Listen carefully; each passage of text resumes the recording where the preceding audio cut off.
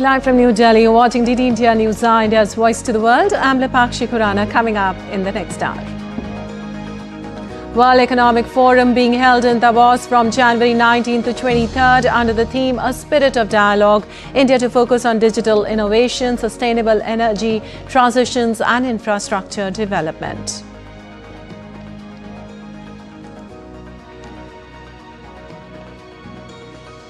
EU to convene an emergency summit in Brussels to discuss potential retaliation if Trump imposes tariffs from February 1st. Trump says US will ensure Russian threat away from Greenland.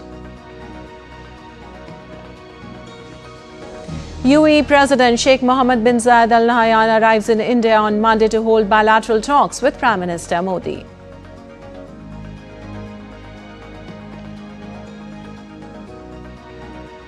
Two high-speed trains derailed in southern Spain. At least 21 people killed. Prime Minister Pedro Sanchez terms it as a night of deep pain.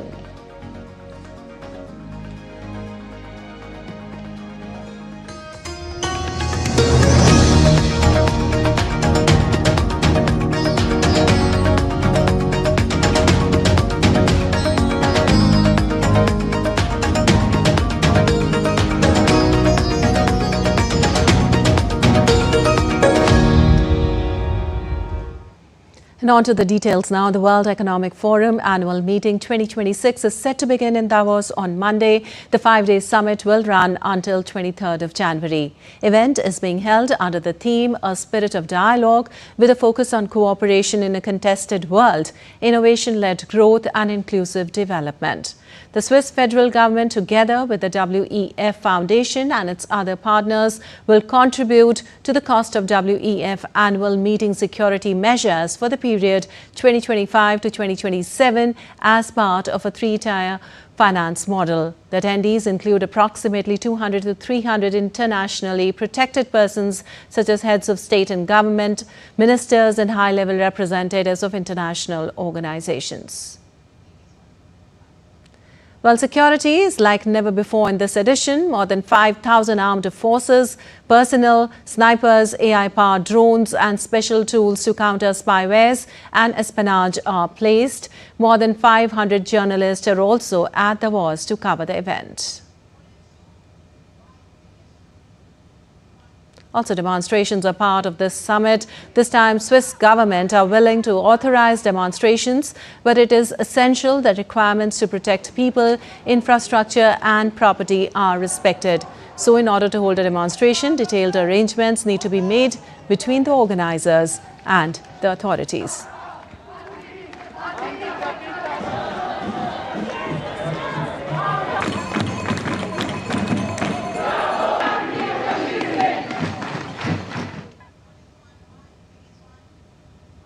Well, India is set to mount one of its strongest representations at this year's World Economic Forum annual meeting in Davos as union ministers, state chief ministers and more than 100 corporate leaders are attending.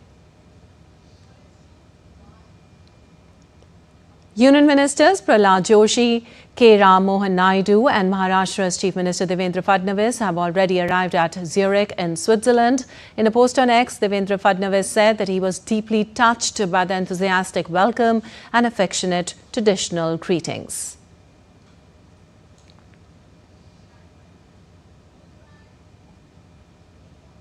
Well, moving on, European leaders continue to weigh their response to US President Donald Trump's tariff threats over Greenland. The EU leaders will convene an extraordinary summit in Brussels on Thursday to discuss the bloc's response to US. The leaders have already decided to defend against any form of coercion while continuing to engage constructively with the United States. Meanwhile, EU Commission President Ursula von der Leyen and other members said on Sunday that the EU and Britain stand firm in their commitment to uphold the sovereignty of Greenland and the Kingdom of Denmark. Well, Trump has said that Denmark has not been able to do anything to get the Russian threat away from Greenland and said now it is time and it will be done. Trump has repeatedly insisted he will settle for nothing less than ownership of Greenland, an autonomous territory of Denmark. Leaders of both Denmark and Greenland have insisted that the island is not for sale and does not want to be part of the United States.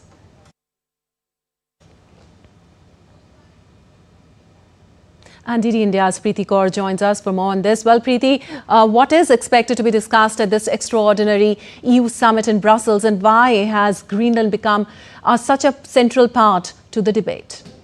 Yes, Greenland, because of its strategic location and rich natural resources, is being eyed by Donald Trump. But this is not for the first time that we see Donald Trump expressing his desire to own Greenland. And also other countries like China and Russia have been vying to buy Greenland. But this time around, as like other times, we've seen that the EU countries have strongly opposed it, and they are saying that Greenland is not up for grabs, is not up for sale. At the same time, this has become serious because European Council President Antonio Costa has called in for an emergency summit which will be discussing what options ahead could be taken up to prevent Trump from owning Greenland. And vehemently, the European countries have said that Greenland is not up for sale. This time around, Trump seems all the more resolved. US President Trump seems all the more resolved because he did mention that Denmark has not been able to thwart the Russian attempt to own Greenland, but this time the things will change and the situation will change, and he seems all the more resolved to own Greenland. In view of this, he has imposed or announced, in fact, 10% of sanctions, economic sanctions against 8 EU countries. 6 of these are part of the trade bloc of the European Union, and Trump has said that these sanctions will rise to 25% by June 1st if no agreement is being reached between on Greenland. And this is the bone of contention between EU at present and the US President Donald Trump. At the same time, European Council's President Antonio Costa has maintained that dialogue and diplomacy between EU and US on this shall continue. Of course, Preeti, as Trump, of course, seems more resolved, but 8 European nations have publicly backed Denmark and Greenland. How significant is this show of unity within the Europe at this moment? This is a very strong rebuttal put forth by these 8 European Union countries because all this while we've seen that European Union has always opted for dialogue and diplomacy during earlier times also, when we've seen the trade war or the sanctions which were earlier imposed by US on EU. And at the same time, dialogue and diplomacy was adopted by these EU countries during Russia-Ukraine war also. But this is for the first time that these 8 European Union countries have come together to voice their concern and their dismissal of whims and fancies of US President Donald Trump. They have vehemently said that they will not give into the desires of Donald Trump if he wants to own Greenland. At the same time, France has, in fact, one of these 8 countries is France also, and France has suggested to bring into effect the anti-coercion instrument. Now, this is what is also known as the trade bazooka, which means that US will have to face sanctions in the EU markets for European Union goods, and also US services will be facing sanctions. So this is something which has been attempted before, and France has suggested that this trade bazooka or the anti-coercion instrument be brought into effect. Added to that, these 8 European Union countries, in fact, they are mulling to bring into effect 93 billion euros of retaliatory sanctions, which were earlier put off after a truce between US and EU was finalized when the US President Donald Trump had earlier imposed sanctions on European Union. So this is what the European countries are mulling at present when we talk of their dismissal of US President Donald Trump's intentions of owning Greenland. All right. Thank you so much, Preeti, for all that analysis. And moving on, the Syrian government and the Kurdish-led Syrian Democratic Forces agreed on an immediate and comprehensive ceasefire on all fronts on Sunday. Syrian President Ahmed al-Shara on Sunday announced the truce with the chief of Kurdish-led forces, taking almost full control of the country and dismantling the Kurdish-led forces that controlled the northeast for over a decade. Speaking in Damascus, Syrian President al-Shara said the deal would allow Syrian state institutions to reassert control over three eastern and northern governorates, Al-Hasak, Deir Azor and Raga. Now, under the agreement signed by al-Shara and Abdi, Syrian authorities will take over civilian institutions, border crossings and oil and gas fields that have underpinned Kurdish self-rule. The agreement will also see the Kurdish administration and forces integrate into the state after months of stalled negotiations on this particular issue. Now, the Syrian Kurdish leader, Muslim Abdi, in a televised address said he agreed to the deal to avoid a broader conflict. Abdi said he's set to meet Shara in Damascus on Monday.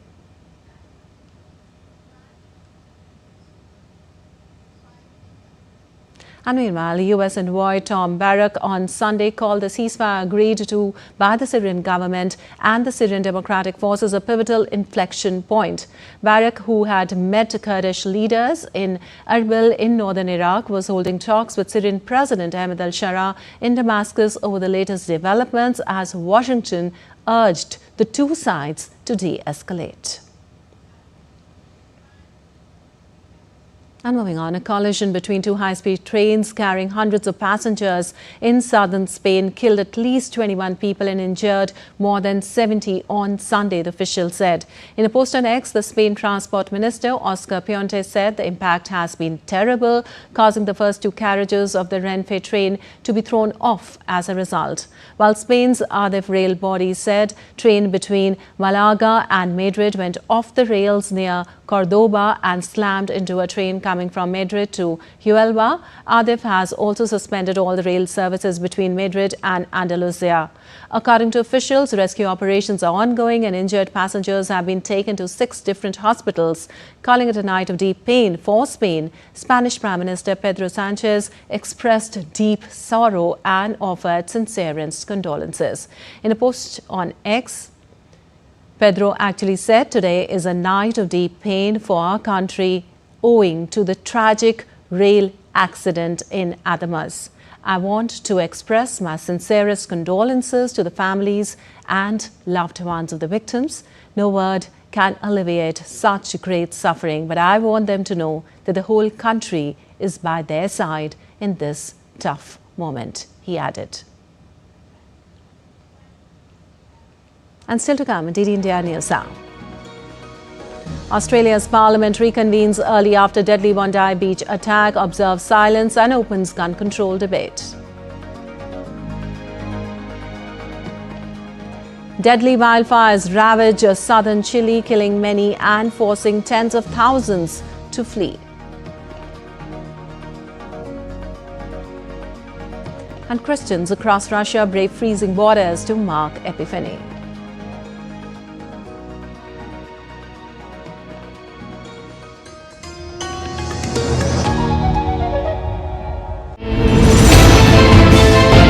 Geopolitics and trade deals. Economic challenges amid development. Hard work and the path to prosperity. It's the economy always. Between walkers, money is what money does and says. Supply creates its own demand. Between the bulls pulls and bears tears. When supply chains globalization and India rises to the podium. We'll get you centered with the economic brief at 8 p.m. every Thursday on DD India.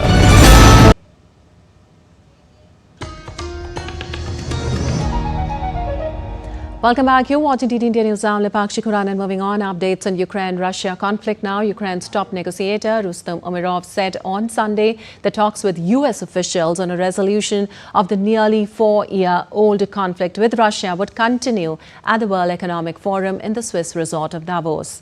Umerov, writing on social media platform Telegram, said 2 days of talks in Florida with a US team, including envoy Steve Witkoff and Jared Kushner, President Donald Trump's son-in-law, had focused on security guarantees and a post-war recovery plan for Ukraine. Umerov further said the two sides had discussed in depth the two issues, focusing on practical mechanisms and carrying out and implementing them.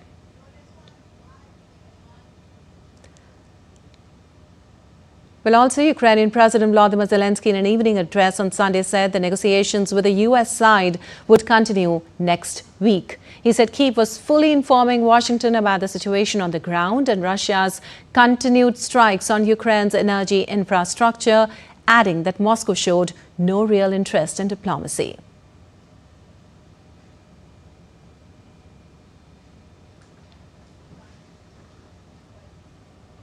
Well, the Ugandan authorities partially restored internet services after the state-run Uganda Communication Commission ordered a shutdown following President Yoweri Museveni's election victory. The commission said the move was aimed at curbing misinformation, disinformation, electoral fraud and related risks. Several internet service providers said the regulator ordered the restoration of services. However, social media access remains blocked. The opposition condemned the shutdown as an attempt to control the electoral process. Election observers from the African Union and other regional blocs have also criticized the internet restrictions and the military's involvement in the election. And in Portugal, socialist candidate António José Seguro won the first round of the presidential election as per the early partial results. With votes from 95% of constituencies counted, Seguro was leading with 30.6% of the vote, while far-right contender André Ventura came in second with 24.2%. The Liberal candidate João Cothrim Figueiredo was in the third place with 15.5%. Ventura and Seguro will face off on February 8 to decide who succeeds Conservative incumbent Marcelo Rebelo de Sousa. This is the first time in 4 decades that no candidate has won outright in the first round by securing more than 50% of the vote. And updates on anti-ICE protests in U.S. Immigration and Custom Enforcement agents continue their raids in St. Paul area of Minnesota. Increasingly tense confrontations between residents and federal officers have erupted in Minneapolis since Rennie Good was fatally shot by an ICE officer on January 7th. In another incident, protesters, including postal workers, rallied outside a Minneapolis post office, calling on U.S. Immigration and Custom Enforcement to stop using postal property for its operations.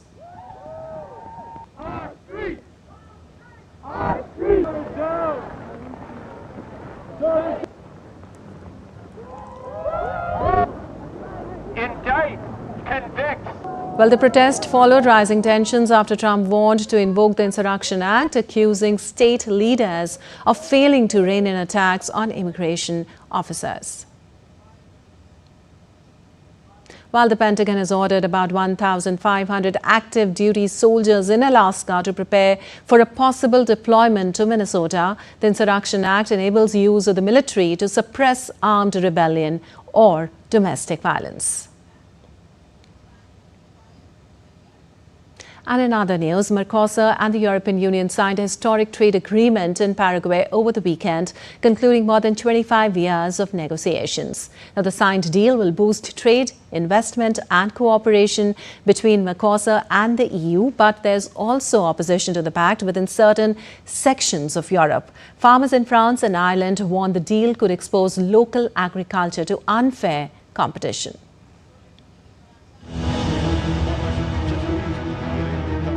Mercosur and the European Union signed a landmark trade agreement in Asunción. creating the world's largest free trade area, covering more than 700 million people and nearly 20% of global GDP, with the main objective to cut tariffs on most goods traded between the two blocs. We are creating the largest free trade zone in the world. This agreement sends a very strong message to the world. It reflects a clear and deliberate choice. We choose fair trade over tariffs. We choose a productive, long-term partnership over isolation. Relations between the EU and Mercosur date back to 1999, when a framework cooperation agreement came into force. After years of stalled talks, progress resumed in recent years. On 9th January 2026, the EU Council approved both for signature, paving the way for Saturday's ceremony in Paraguay. But I want to insist on something. It is fundamental that during the implementation stage, the spirit of what was negotiated is preserved. The incorporation of mechanisms that restrict the access, such as quotas, safeguards, or measures of equivalent effect, will significantly reduce the economic impact of the agreement and will undermine its essential objective. We have to ensure in our parliaments that this does not happen. The new EU-Mercosur agreement is critical for both sides, as it is expected to yield many beneficial results like boosting trade and investment, supporting economic growth and job creation, enhances competitiveness by securing supply chains and diversifying sources of energy and raw materials. Radical shift with unprecedented commitments to fight climate change, including tackling deforestation and reinforcing political, economic and cultural ties between the two regions. The deal has also sparked opposition within the European Union.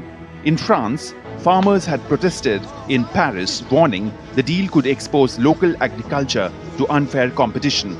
In Ireland, thousands of Irish farmers, many of whom travelled across the country on tractors, protested against the European Union's Mercosur trade deal. As the agreements move towards ratification, both the European Union and Mercosur say they hope the deal will boost trade, investment and cooperation across two continents. Bureau Report, DD India.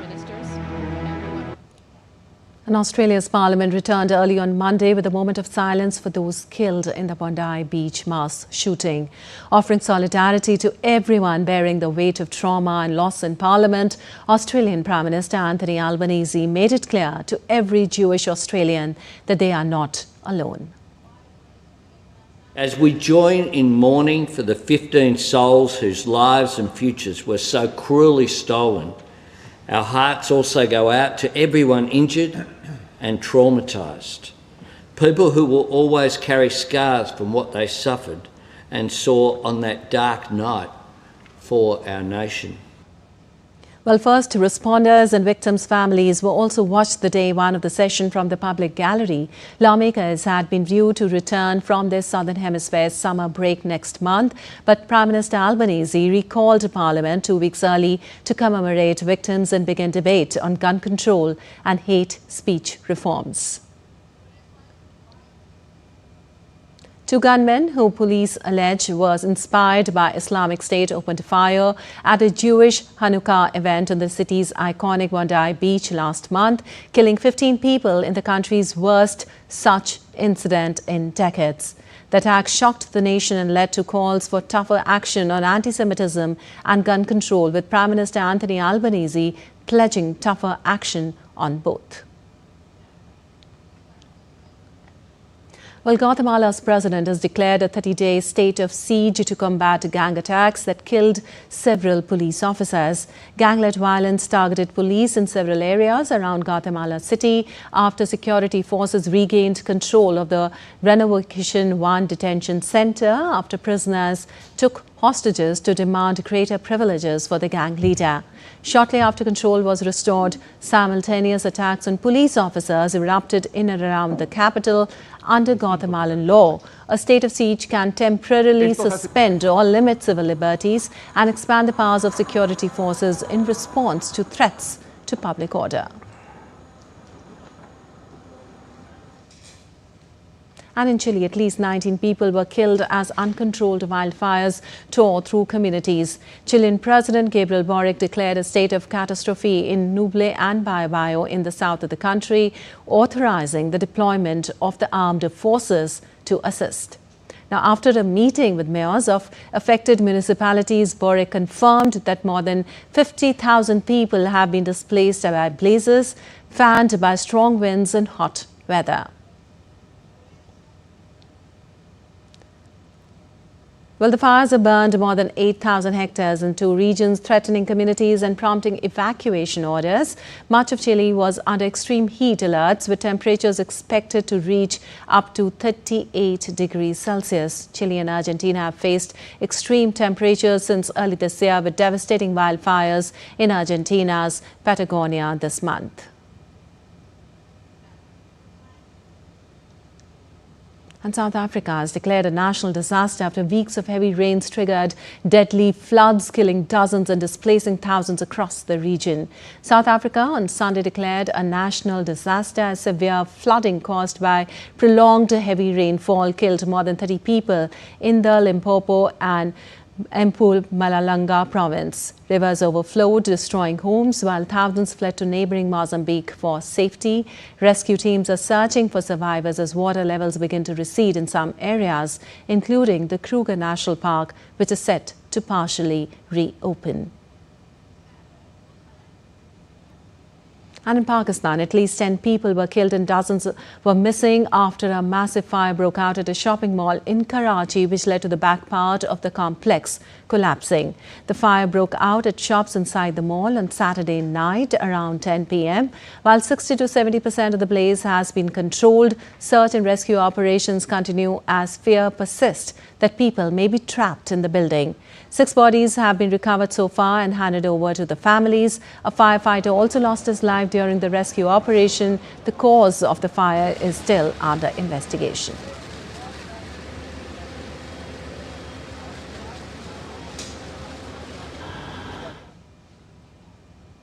And a landslide hit Argentina and destroyed homes, triggered evacuations. A landslide hit southern Argentina in the early hours of Sunday when part of Mount Hermit in Chubut province collapsed. Now, the disaster damaged roads and destroyed homes, prompting evacuation of affected residents. Authorities are currently assessing the damage and monitoring the area for potential further risks.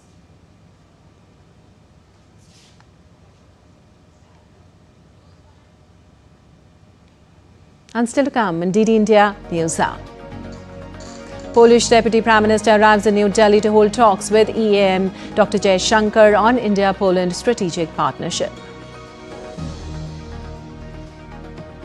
India marks 21st Raising Day of NDRF, celebrating 20 years of service by the nation's frontline disaster response force.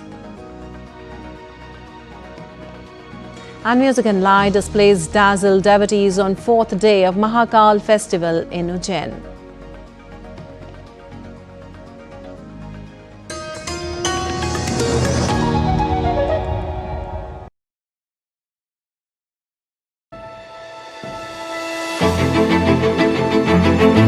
Goa, a wild nature paradise, where over a third of the state remains wild today, and every corner is full of surprises.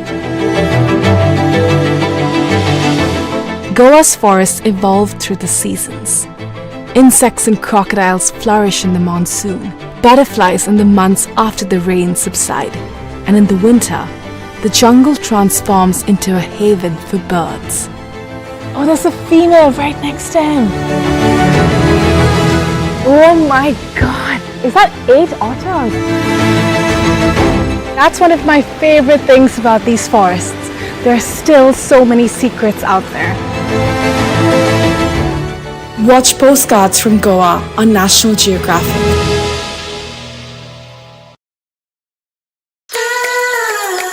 The land of forests, nature's hidden jewel. Jharkhand is a traveler's paradise. Get ready for a sensory extravaganza. complete with ancient traditions and world-class lifestyles, breathtaking scenic beauties and heart-stopping adventure.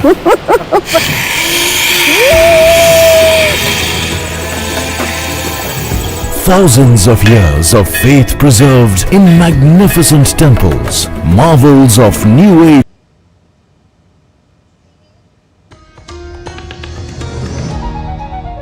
Welcome back. You're watching DD India News. I'm Lipakshi Kuran, and time now for a quick recap of the headlines.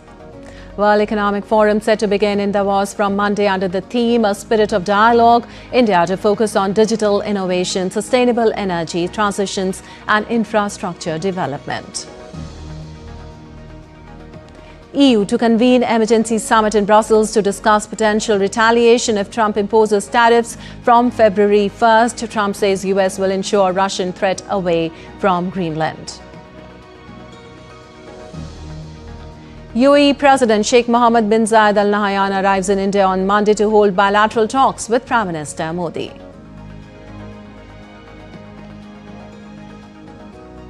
While two high-speed trains derailed in southern Spain, at least 21 people killed. Prime Minister Pedro Sanchez terms it as a night of deep pain.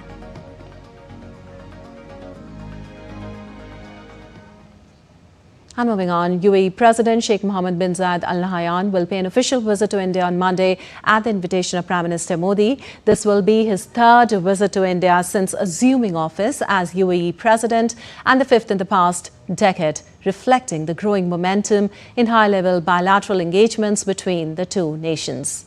Well, the visit is expected to further deepen the comprehensive strategic partnership and allow discussions on regional and global issues of mutual interest. And Polish Deputy Prime Minister and Foreign Minister Radosław Sikorski arrived in New Delhi on Monday after attending the Jaipur Literature Festival in Rajasthan. The Polish Deputy Prime Minister will meet India's External Affairs Minister Dr. S. Jaishankar on Monday to discuss the India-Poland strategic partnership. Radosław Sikorski visited Jaipur from January 17 to 18th at the Jaipur Literature Festival. Polish Deputy Prime Minister attended a session titled A Continent in Crisis, Russia, Ukraine and the European Story.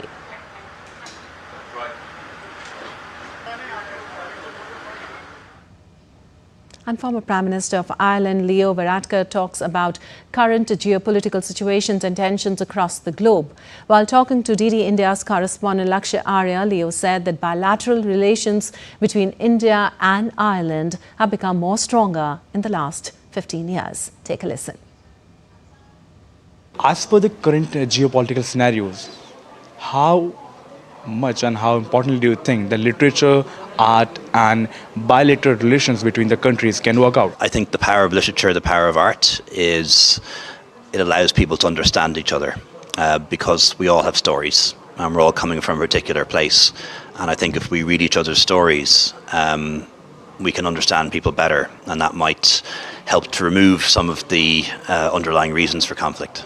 How important do you think that in this current scenario that being India as always a promoter and supporter of peace and non-violence, it can make a change? A lot of people learn about this country through its arts, through its poets, through its writers, through its food, through its art and dance, and it presents a window through which people can see a country for the first time.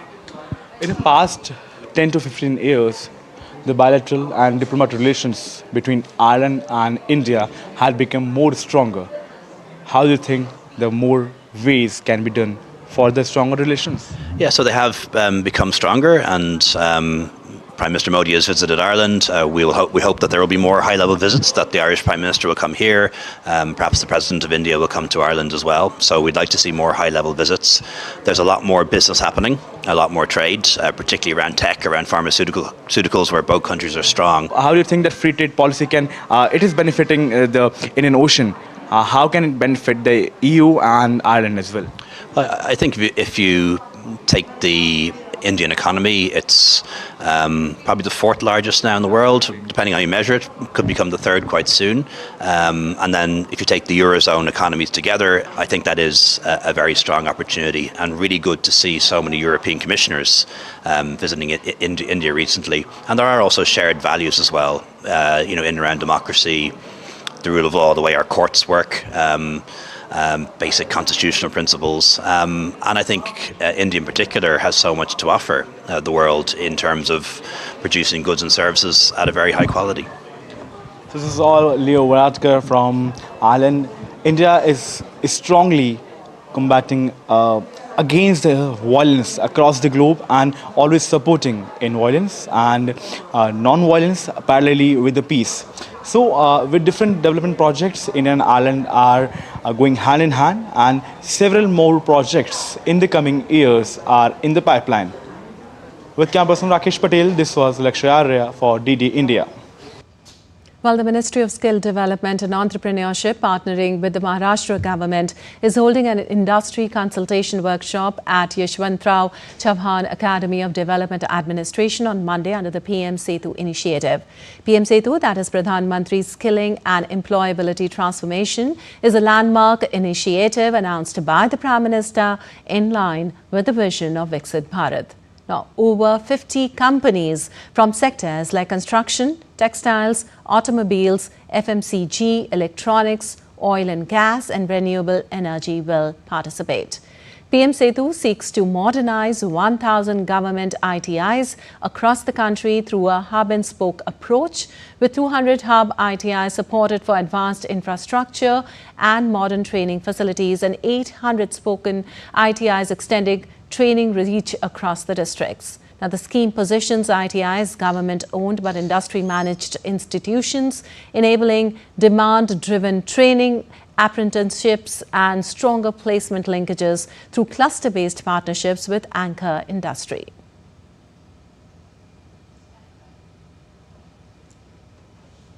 Now, Prime Minister, PM Setu is poised to be a pivotal moment in India's skilling journey, redefining how government and industry collaborate to build high-quality vocational institutions, shape future-ready curricula and create a robust talent pipeline for emerging growth sectors.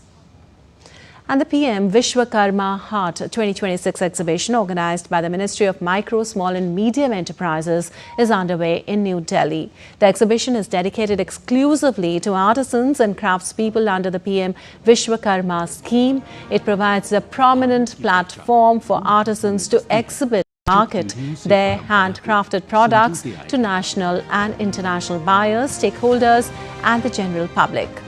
Now, more than 117 artisans from all states and union territories across the country are participating in the event, making it a pan-India representation of diverse traditional skills and crafts. The representatives from foreign missions are also visiting the PM Vishwakarma Haat 2026. The event will culminate on the 31st of this month and will remain open to the public from 10:30 a.m. to 10 p.m. सम्मान, सामर्थ्य और समृद्धि की एक सशक्त यात्रा। While moving on, a four-member Indian delegation led by Sanjeev Kumar, Secretary for Defence Production, is visiting Kenya to enhance bilateral defence manufacturing capabilities. The visit aims to promote India's defence exports and foster industrial cooperation. The highlight will be India's participation in the 3rd India-Kenya Defence Exhibition in Nairobi. Exhibition is organized under the Brand India scheme of Department of Defence Production. The event will witness participation from 20 Indian defence companies from both public and private sectors, showcasing a wide range of defence products and services. Well, today marks the 21st erasing day of the National Disaster Response Force, India's frontline warriors in times of crisis and natural disasters. On this day, the NDRF completes 20 years of dedicated service, standing tall as the nation's most trusted disaster response force. Every disaster leaves behind destruction, but it also brings forward heroes in uniforms. Today, as the nation marks the 21st Raising Day of NDRF, India salutes the force that arrives when hope seems lost. Raised on 19th January 2006, the National Disaster Response Force was formed under the Disaster Management Act of 2005. After the devastating lessons of natural calamities made it clear that India needed a specialized rapid response force for disasters. From floods and cyclones to earthquakes, landslides, industrial accidents and building collapses, the NDRF has become the backbone of India's disaster response system. Highly trained, well-equipped and always on standby, NDRF teams are often the first to reach ground zero. In the most hostile conditions, raging waters, unstable debris or collapsed structures, NDRF personnel risk their own lives to save others. Every operation is a race against time, and every life saved is a victory. Over the years, the force has played a crucial role during major disasters across the country, saving thousands of lives and helping communities rebuild after tragedy. Beyond rescue operations, the NDRF also focuses on disaster preparedness and awareness, training civilians and local authorities to respond better when emergencies strike.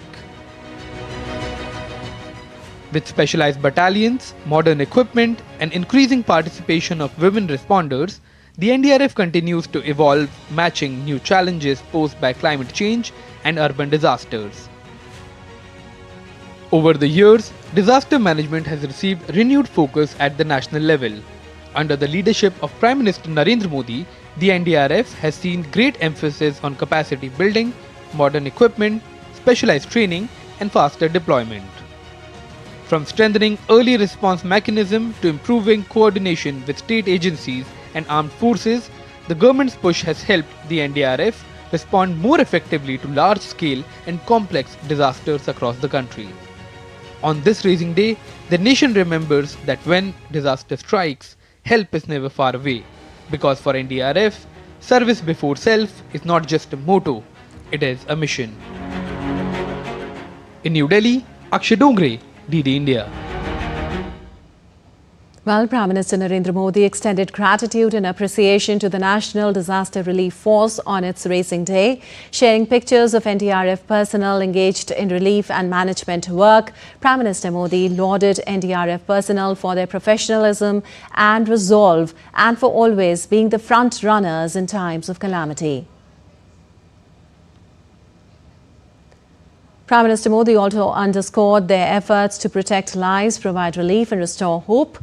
The Prime Minister further described their skills and sense of duty as the epitome of the highest standard of service. He emphasized that the NDRF over the years has emerged as a benchmark in disaster preparedness and response, earning much respect internationally. And now let's take a look at other stories making news today. The Tourism Department has launched ski courses at Sonmarg in Srinagar to nurture young talent in Kashmir. The initiative aims to promote winter sports, provide professional training to local youth and strengthen adventure tourism in the region.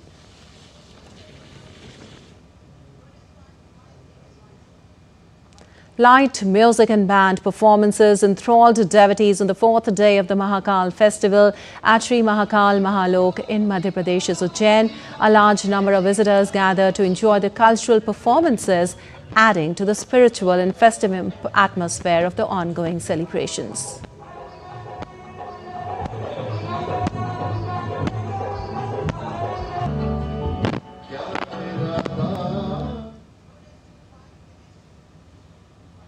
North Indian city of Saharanpur is gearing up for Basant Panchami, the spring festival, with colourful kites ready to fill the skies. While kite flying excitement is high, authorities have stepped up safety measures, strictly banning dangerous Chinese manja.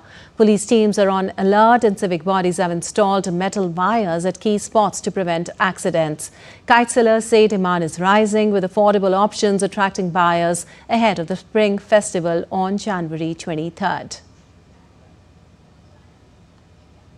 And still to come in DD India News Now. New Zealand makes history with first ODI series win against India. La Paz kicks off carnival season with traditional ceremony.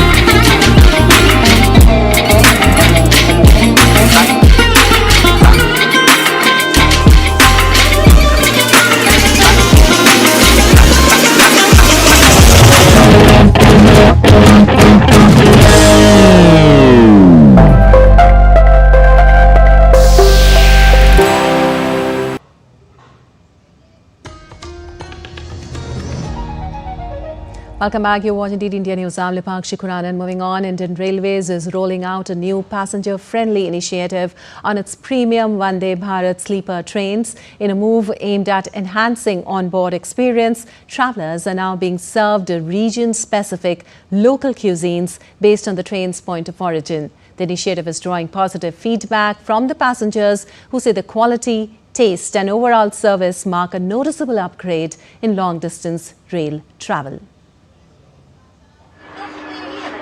To enhance passenger experience, the Indian Railways has introduced a new on-board catering initiative. People travelling on the recently launched Vande Bharat sleeper trains will be able to enjoy local cuisines of the point of origin of the train.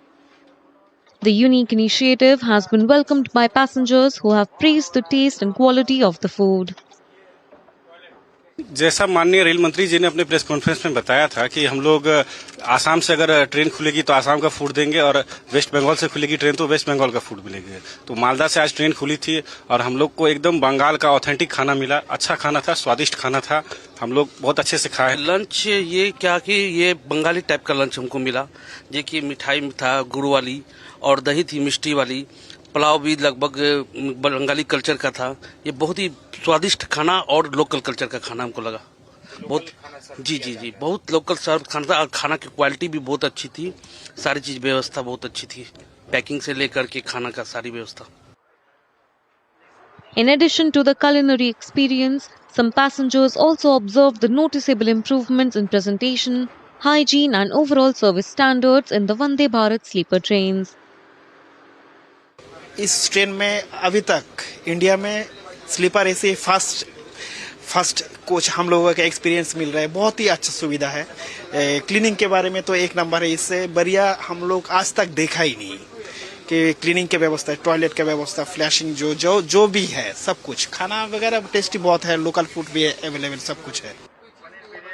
With region-specific menus on Vande Bharat sleeper trains, Indian Railways aims to blend comfort with cultural identity, offering passengers not just a journey, but a glimpse of India's diverse culinary heritage.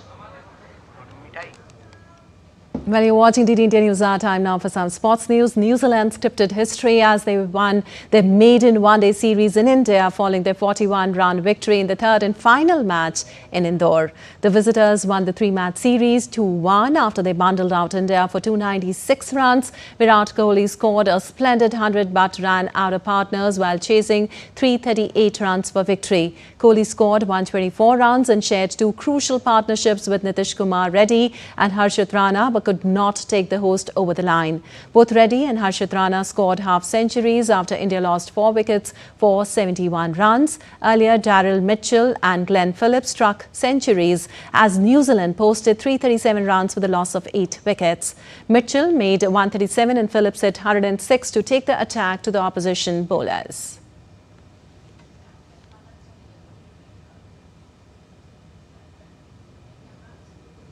And Vidarbha scripted history in Bengaluru, defeating Saurashtra by 38 runs to clinch their maiden Vijay Hazare trophy. The hero of the final, Atharva Tede, smashed a brilliant 128 of 118 balls, anchoring two massive partnerships with Aman Mukhade and Yash Rathore to propel Vidarbha to a formidable 317. Saurashtra's Ankur Panwar was the most economical with 65 runs for 4 wickets. However, Saurashtra's chase faltered early despite a resilient 93-run stand between Prerak Mankad and Chirag Jani. Vidarbha's pace duo Yash Thakur and Nachiket Bhute dismantled the opposition to bundle them out for 279, while Taide earned a Player of the Match honours. Aman Mukhade was named Player of the Tournament for a staggering 814-run season. A clinical performance marks a landmark era for Vidarbha cricket. And the Tata Steel Masters in Netherlands began dramatically after a protest delayed play. Top seed Arjun Arigaisi scored a commanding win over compatriot R. Pragananda in just 32 moves, while world champion T. Kukesh drew a marathon 78-run move battle against Uzbekistan Zavokin Sindarov. Hans Niemann of the United States capitalized on an early blunder by Vladimir Fedoseev to secure the first victory of the event.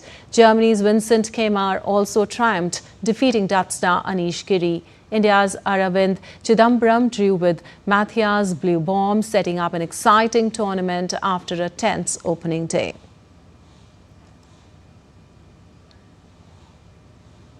And Real Sociedad shocked La Liga leaders Barcelona with a 2-1 win in San Sebastian, ending the Catalans' 11-match winning run. Michael Oyarzabal volleyed home the opener in the 32nd minute before Marcus Rashford equalized with a header in the 70th. Just a minute later, Gonçalo Guedes restored Sociedad's lead with a stunning finish. Barcelona pressed hard, striking the woodwork 5 times, but goalkeeper Alex Ramiro stood firm. Sociedad finished with 10 men after Carlos Soler's late red card, yet held on for a famous victory. Despite the setback, Hansi Flick's Barcelona remained top with 49 points, one ahead of Real Madrid. Villarreal and Atletico Madrid trail further behind on 41, keeping the title race alive. And South Korea's An Se-young clinched her second consecutive India Open title, defeating China's Wang Yi in straight games. Se-young dominated the final at the Indira Gandhi Sports Complex, winning 21-13, 21-11 in just 43 minutes. The victory follows a Malaysia Open triumph last week, marking 2 titles already in 2026. With 11 crowns in 2025, she remains unstoppable, extending a head-to-head record against Ziyi to 18-4, including 10 straight wins. Her lightning reflexes and relentless consistency continue to set her apart as the world's leading women's singles shuttler.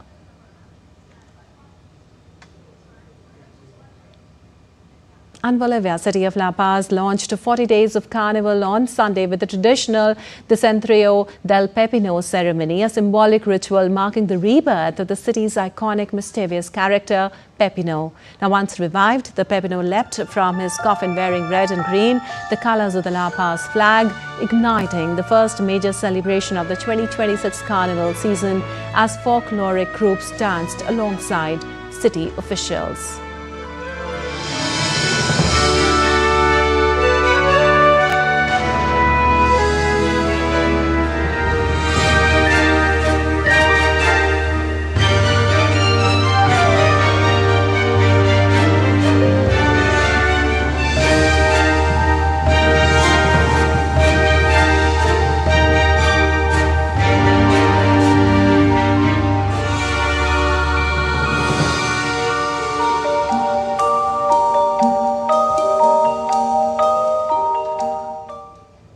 Well, that's all for this edition of DD India News Hour. But let us know your thoughts on the news of the day. For those on the go, you can get all the latest news and updates from India and across the world on the DD India mobile app. The app is available on both Android and iOS platforms. Scan the QR code on the screen to download now. We'll be back with more news as it breaks here on DD India. I'm Lipakshi Khurana from all of us here in Delhi. Thanks for watching DD India News Hour.